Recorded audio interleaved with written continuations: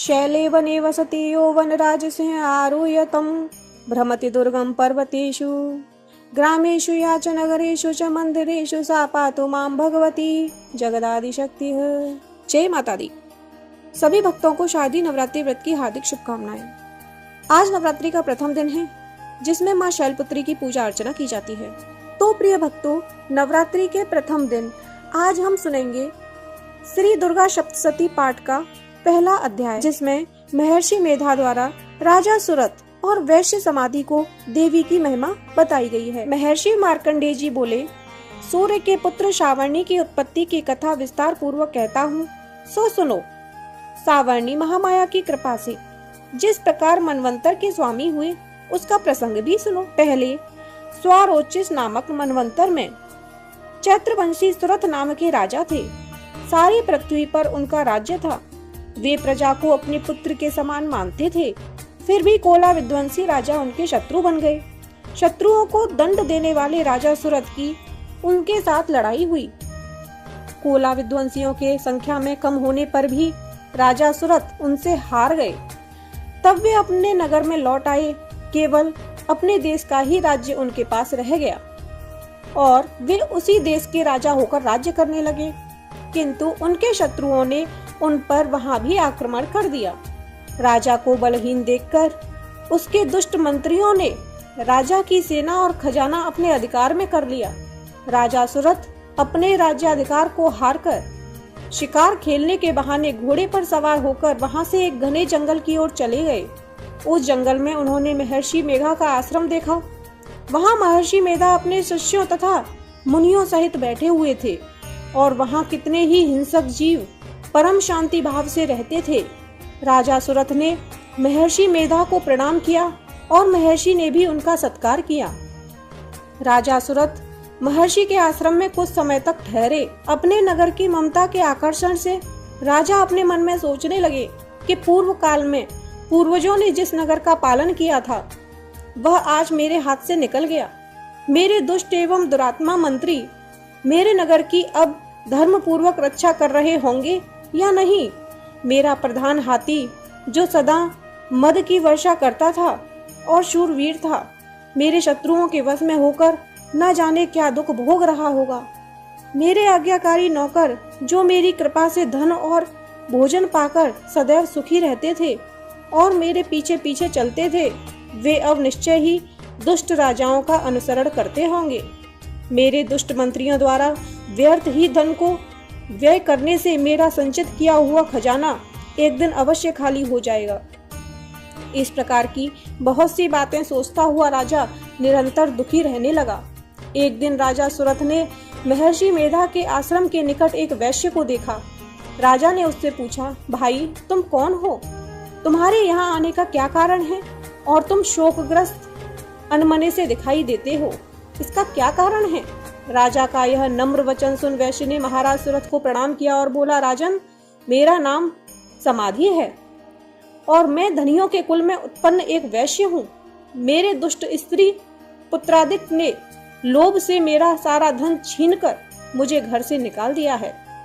मैं इस तरह से दुखी होकर इस वन को चला आया हूँ और यहाँ रहकर मैं इस बात को भी नहीं जानता कि मेरे पुत्र, स्त्री और स्वजन सकुशल हैं या नहीं। मैं अपने पुत्रों के बारे में भी नहीं जानता कि वे सदाचारी हैं या दुराचार में फंसे हुए हैं। राजा बोले, धन के लोभी स्त्री पुत्रों द्वारा तुम्हें घर से निकाल दिए जाने पर भी तुम्हारा चित्त उनसे प्रेम क्यों करता है? वैश्य ने कहा, मेरे विषय में आपका ऐसा कहना ठीक है, परंतु मेरा मन इतना कठोर नहीं है। यद्यपि उन्होंने धन के लोभ में पड़कर मुझे घर से निकाल दिया है, फिर भी मेरे मन में उनके लिए कठोरता नहीं आती। हे महामते, मेरा मन फिर भी उनमें क्यों फंस रहा है, इस बात को जानता हुआ भी मैं नहीं जान पा रहा। मेरा चित्त उनके लिए दुखी है। उन लोगों में प्रेम नाम के लिए भी नहीं है, फिर भी ऐसे निह स्नेहियों के लिए मेरा हृदय कठोर नहीं होता। महर्षि मार्कंडेय जी ने कहा, हे ब्रह्मन। इसके पश्चात महाराज सुरथ और वह समाधि नामक वैश्य दोनों महर्षि मेधा के समीप गए और उनके साथ यथा योग्य न्यायोचित व्यवहार करके दोनों ने वार्ता आरंभ की। राजा बोले, हे भगवान, मैं आपसे एक बात पूछना चाहता हूँ। सो आप कृपा करके मुझे बतलाइए। मेरा मन मेरे अधीन नहीं है, इससे मैं बहुत दुखी हूँ। राज्य और धनादि की चिंता अभी तक मुझे बनी हुई है और मेरी यह ममता अज्ञानियों की तरह बढ़ती ही जा रही है। यह समाधि नामक वैश्य भी अपने घर से अपमानित होकर आया है। इसके स्वजनों ने इसे त्याग दिया है। स्वजनों द्वारा त्याग दिए जाने पर भी यह उनसे हार्दिक प्रेम रखता है। इस प्रकार हम दोनों ही दुखी हैं। हे महाभाग, उन लोगों के अवगुणों को देखकर भी हम दोनों के मन में उनके लिए ममता जनित आकर्षण उत्पन्न हो रहा है। हमारे ज्ञानी होते हुए भी ऐसा क्यों है? अज्ञानी मनुष्यों की तरह हम दोनों में यह मूर्खता क्यों है? महर्षि मेधा ने कहा, विषय मार्ग का ज्ञान सभी जंतुओं को है। सभी के लिए विषय अलग अलग होते हैं। कुछ प्राणी दिन में नहीं देखते और कुछ रात को, परंतु कुछ जीव ऐसे भी हैं जो दिन तथा रात दोनों में देख सकते हैं।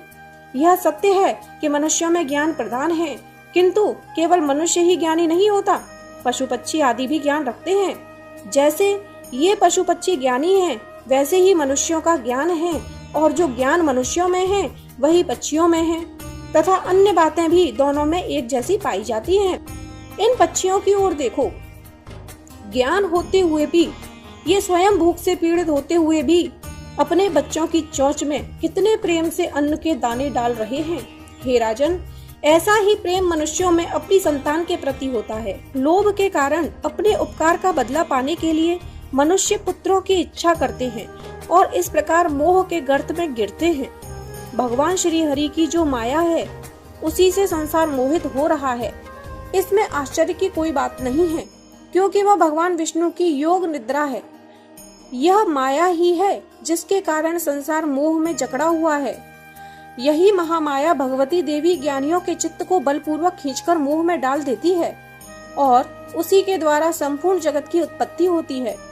यही भगवती देवी प्रसन्न होकर मनुष्य को मुक्ति प्रदान करती है।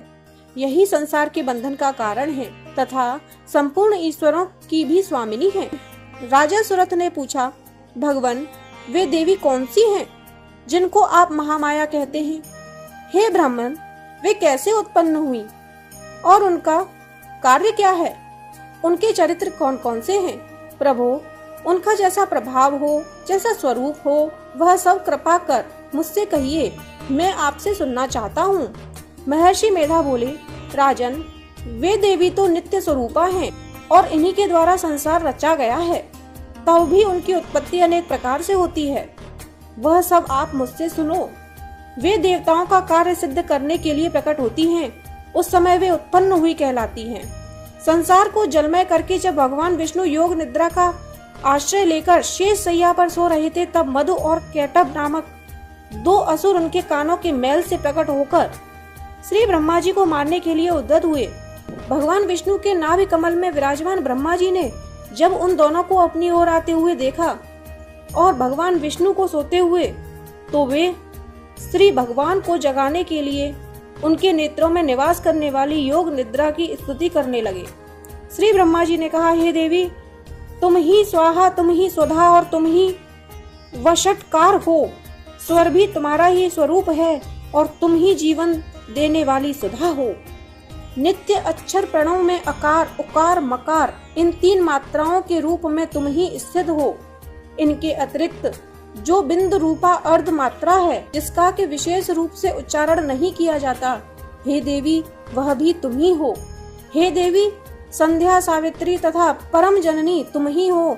तुम ही इस विश्व को धारण करती हो। तुमने ही इस जगत की रचना की है। तुम ही इस जगत का पालन करती हो और तुम ही कल्प के अंत में सबका भक्षण करती हो। हे देवी, जगत की उत्पत्ति के समय तुम सृष्टि रूपा हो, पालन काल में स्थित रूपा हो और कल्प के अंत में संहार रूप धारण कर लेती हो। तुम ही महाविद्या, महामाया, महामेधा, महास्मृति, महामोह रूपा महादेवी तथा महासुरी हो। भयंकर काल रात्रि, महारात्रि और मोह रात्रि भी तुम ही हो। श्री ऐश्वर्य और बोध स्वरूपा बुद्धि भी तुम ही हो। लज्जा, पुष्टि, तुष्टि, शांति और क्षमा भी तुम ही हो। तुम खड्ग धारिणी, शूल धारिणी, घोर रूपा तथा गदा, चक्र, शंख और धनुष धारण करने वाली हो। बाण, भुषुंड और परिग, ये भी तुम्हारे ही अस्त्र हैं। तुम सौम्य और सौम्यतर हो। इतना ही नहीं, जितने भी सौम्य तथा सुंदर वस्तुएं इस संसार में हैं, उन सबसे बढ़कर सुंदर तुम हो। पर और अपर सबसे परे रहने वाली परमेश्वरी तुम ही हो।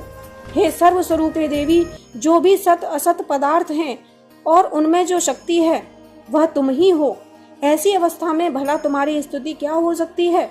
इस संसार की सृष्टि, पालन और संहार करने वाले जो भगवान हैं, उनको भी जब तुमने निद्रा के वशीभूत कर दिया है तो फिर तुम्हारी स्तुति कौन कर सकता है। मुझे, भगवान विष्णु तथा भगवान शंकर को शरीर धारण कराने वाली तुम ही हो। तुम्हारी स्तुति करने की शक्ति किसमें है। हे देवी, तुम तो अपने इन उदार प्रभावों से ही प्रशंसित हो।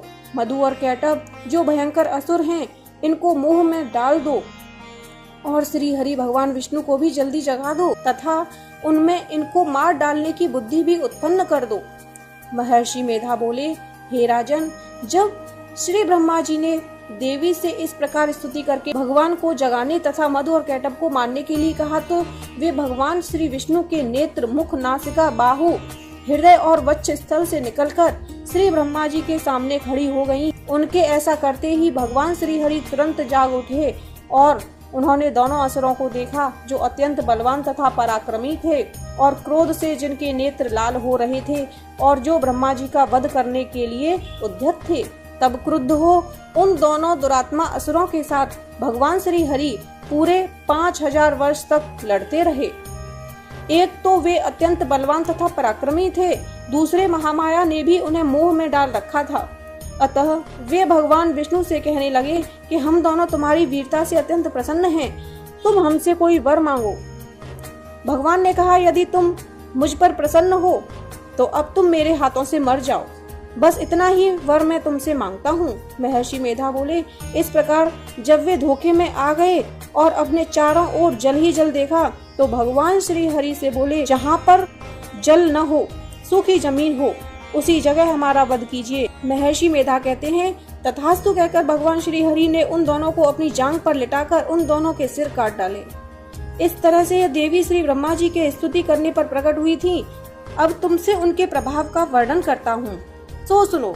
तो प्रिय भक्तों, श्री दुर्गा सप्तशती पाठ का प्रथम अध्याय यहीं पर समाप्त होता है। इससे आगे की कथा का श्रवण कल करेंगे। जय माता दी और कमेंट में जय माता दी लिखना न भूलें।